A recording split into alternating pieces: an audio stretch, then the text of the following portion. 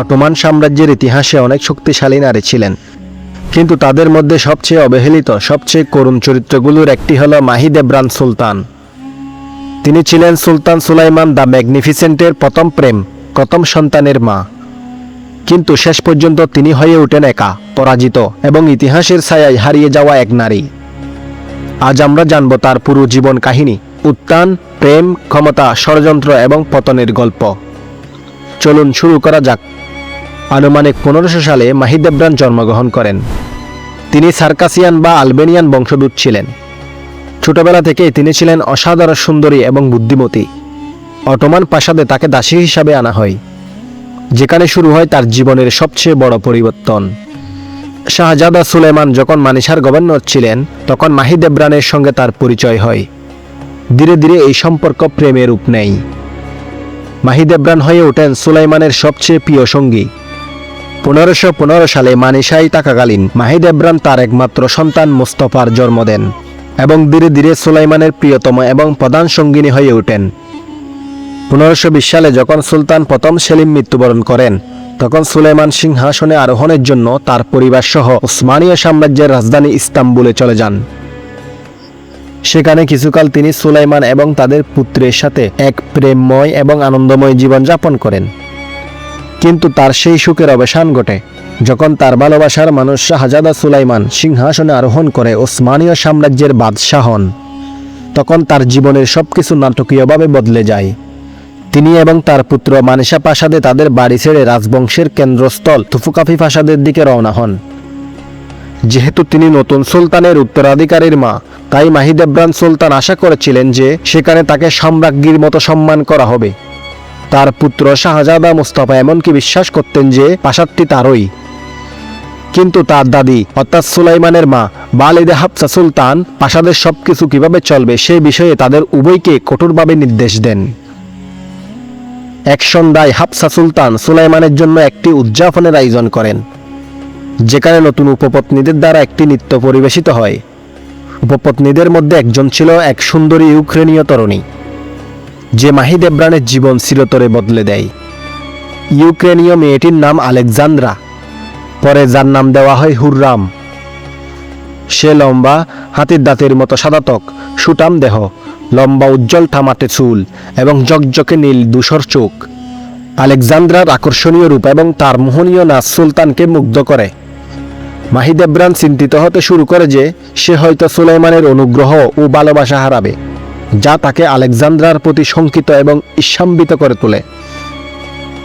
ওসমানীয় প্রথা অনুযায়ী রাজনৈতিকভাবে সাম্রাজ্য পরিচালনার অভিজ্ঞতা লাভের জন্য শাহজাদা মুস্তফা 1533 সালে মানিসা প্রদেশের গভর্নর নিযুক্ত হওয়ার কারণে মাহিদেব্রান তার পুত্র মুস্তফা সহ ইস্তাম্বুল ছেড়ে মানিসায় যান।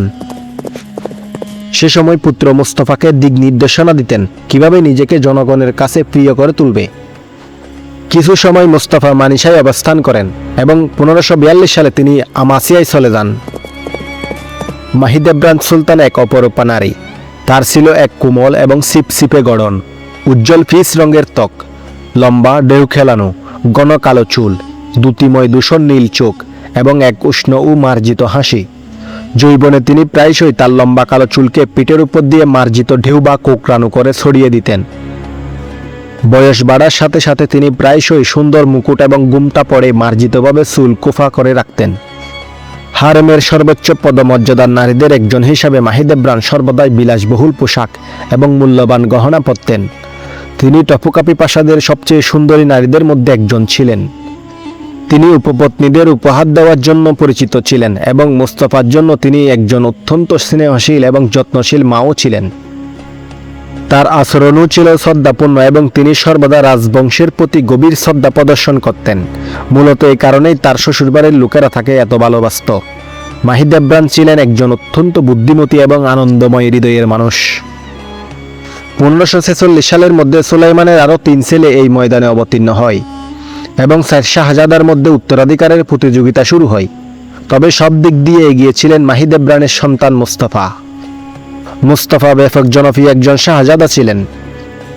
যখন তিনি মাত্র 9 বছর বয়সী ছিলেন, তখন ভেনিসীয় রাষ্ট্রদূত বলেন যে উদ্দিতি তার অসাধারণ প্রতিভা রয়েছে, তিনি একজন যোদ্ধা হবেন। জেনেসারীরা তাকে অনেক বেশি পছন্দ করে। এবং তিনি দুর্দান্ত রণকৌশল প্রদর্শন করতেন। উদ্ধৃতি শেষ। সুলতান সুলাইমানের সুদীর্ঘ রাজত্বের শেষের দিকে তার ছেলেদের মধ্যে বৈরিতা আরও স্পষ্ট হয়ে ওঠে এবং মোস্তফার বিরুদ্ধে বিদ্রোহের মিথ্যা অভিযোগ এবং গুজব সৃষ্টি হয়। ওসমানীয় ঐতিহ্য অনুসারে মাহিদেব্রান তার ছেলে মোস্তফার রাজকীয় হারেমের প্রধান কর্ত্রী ছিলেন।